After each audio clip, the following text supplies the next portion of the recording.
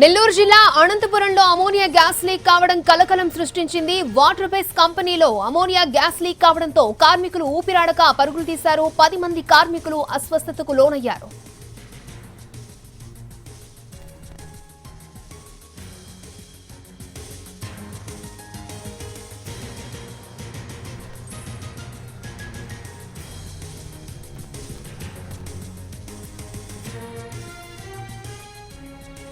నెల్లూరు జిల్లా అనంతపురంలో ammonia gas leak కలకలం సృష్టించింది. వాటర్ బేస్ కంపెనీలో అమోనియా గ్యాస్ లీక్ కావడంతో కార్మికులు ఊపిరాడక పరుగులు తీశారు. 10 మంది కార్మికులు అస్వస్థతకు లోనైనట్టు తెలుస్తోంది. చుట్టుపక్కల గ్రామాలకు కూడా అమోనియా గ్యాస్ వ్యాపించింది.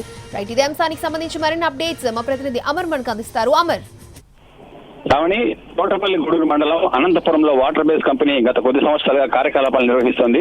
ప్రధానంగా ఈ కంపెనీలో అమ్మోనియా గ్యాస్ అధికంగా కూడా వినియోగిస్తుంటారు వాళ్ళ కూలింగ్ తో పాటు ఇతర అవసరాల కోసం.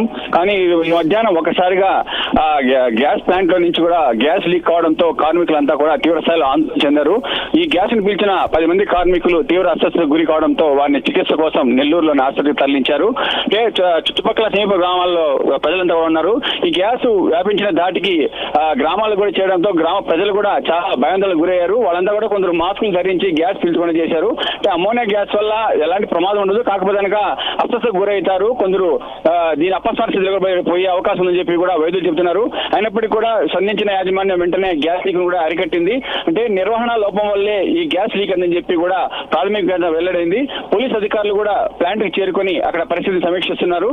మొత్తం మీద గతంలో కూడా మనం తీసుకున్నట్లయితే నెల్లూరు రూరల్ మండలం ఇందుకూరుపేట ప్రాంతంలో కూడా అక్కడ కూడా ఒకసారి కూడా గ్యాస్ లీక్ జరిగింది. అప్పట్లో కూడా పరిశ్రమ అధికారులతో పాటు బీసీబీ ఇతర బాయిలర్ అధికారులు కూడా అక్కడికి వెళ్లి దానికి చేపట్టాల్సిన చర్యల గురించి వివరించారు. దీనికోసం అవగాహన కార్యక్రమాన్ని కూడా ఇటీవలే కలెక్టర్లు నిర్వహించారు. అయినప్పటికీ కూడా ఈ అమ్మోనియా గ్యాస్ లీక్ కావడంతో ఉన్నతాధికారులు దీన్ని సీరియస్ గా తీసుకున్నారు. ప్రత్యేక అధికారుల బృందం కూడా ఫ్యాక్టరీని పరిశీలించడం కోసం వెళ్తాం. ఓకే అమర్.